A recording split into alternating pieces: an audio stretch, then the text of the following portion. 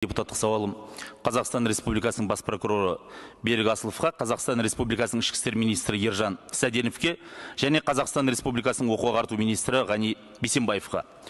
Бүгінгі депутаттық сауалым аты адам болғанмен әрекеті адамдықтан ада қаскөйлер хақында. Алыстан орағытпай турасын айтсам, жұрттың жағасын ұстатқан жағдай Алматы облысы Талғар ауданында болды.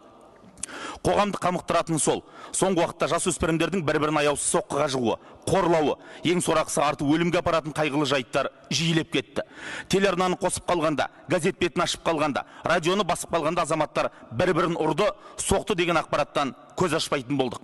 Біздің қоғам қайда бара жатыр деген сұрақтың көпшіліктің көкейінде көлкіп тұруы заңдылық осындайда.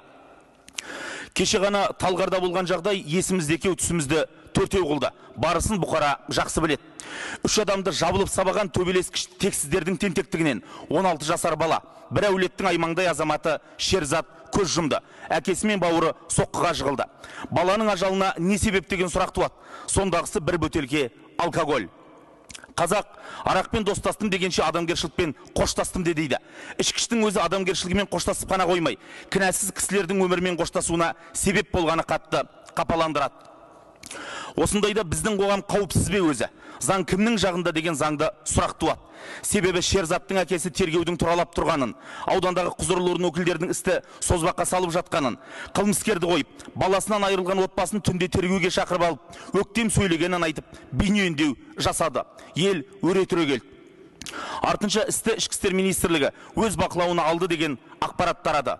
Қоғамды қорқытатыны осы. Қылмыскерді жазалау үшін, әділдікке жету үшін бейне үндеу жасап, әр істі бір министрдің бақылауға алғанын күтіп отыру керек пе? Неге жергілікті жерде құқық қорғау орындары дереу істің ақ-қарасын анықтап, әділ тергеу өткізбейді? Мұндай жағдайда біз тек қана заң үстемдігіне иек артуымыз тиіс. Президенттің біздің елімізге заң үстемдігі және азаматтық тәртіп аса қажет дегенін де ескертейін.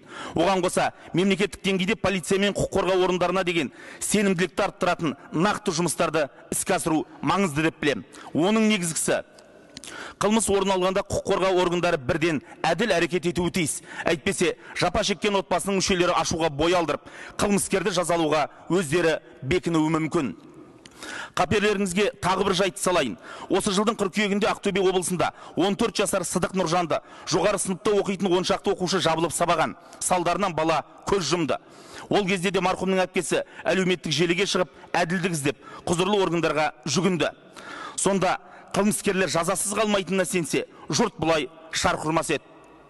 Сол Алматы облысының Талғар ауданында қыркүйек айының соңында бір тәрбиесіз бұзақының кішкентай баланы аяусыз сабағаны түсірілген бейне жазба тарады.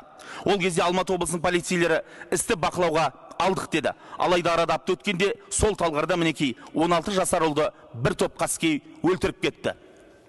Жасөспірімдер жапа шеккен жағдайларды тізсем таңды таңғыруға тура келеді. Қыркүйекте Павлодар облысының Кенжекөл ауылында бір топ бұзақы бір жасөспірімді аяусыз сабап тастады. Ақтауда жасөспірімдердің жаппай төбелесі түсірілген 2 видео тарады осы аптада. Біреуінде топ-топқа бөлінген балалар бір-бірін аяусыз сабап жатыр. Екіншісінде бірнеше қыздың бір қызды ұрып қорлап жатқаны түсірілген бейне жазба желіні кезіп кетті. Бұл тек соңғы айдағы жайттар ғана. Қорытындылай келе, менің мынадай ұсыныстарым бар. Бірінші, Алматы облысы Талғар ауданында 16 жасар азаматты өлтірген, жақындарын аяусыз сабаған қылмыскерлер қамауға алынып, оларға заңға сәйкес әділ жаза берілуі тиіс. Екінші, аталған іс бойынша барлық құқық қорғау орындары тізе қосып, оқиғаның заңды құқықтық бағасын тез арада беруі қажет. Үшінші, білім беру ұйымдарында құқық негіздері атты пән бар, бірақ оның сапасына қатысты мәселе көп.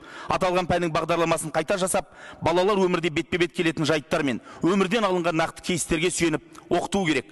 Төртінші, мемлекет басшысы ұсынған заң мен тәртіп қағидатына сүйене отырып, елдегі құқық қорғау жүйесіне, полицияға деген халық сенімін күшейту, қоғам көзқарасын өзгерту бойынша жалпы мемлекеттік деңгейде кешенді шаралар қабылдау қажет.